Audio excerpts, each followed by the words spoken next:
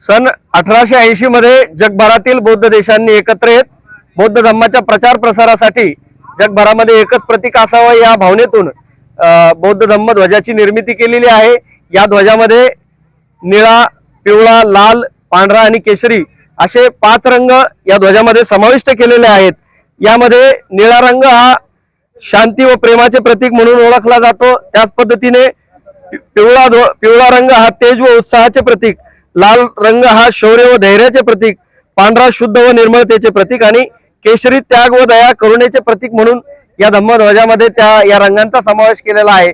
आज जगामध्ये जे काही युद्धजन्य परिस्थिती निर्माण झालेली आहे, 3ऱ्या महायुद्धाकडे जग वाटचाल करत आहे आणि अशा पार्श्वभूमीवरती जगभरातील बौद्ध देश जगाला युद्धाची नव्हे तर बुद्धाची गरज असल्याचा संदेश देत आहे आणि हा संदेश देणारा हा धम्मध्वज आज या धम्मध्वजाचा गौरव जगभरामध्ये होतोय आणि विश्व बौद्ध धम्मध्वज दिनानिमित्त आज छत्रपती संभाजीनगर औरंगाबाद या ठिकाणी सर्व बौद्ध उपासक व उपासकांच्या वतीनं ही बौद्ध धम्माची गौरव रॅली या ठिकाणी काढण्यात आलेली आहे।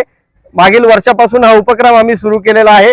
पुढच्या वर्षी छत्रपती संभाजीनगर औरंगाबाद शहरामध्ये मोठ्या प्रमाणात सुमारे 10,000 नागरिकांच्या उपस्थितीमध्ये या बौद्ध धम्म ध्वज रॅलीची आम्ही आयोजन करणार आहोत।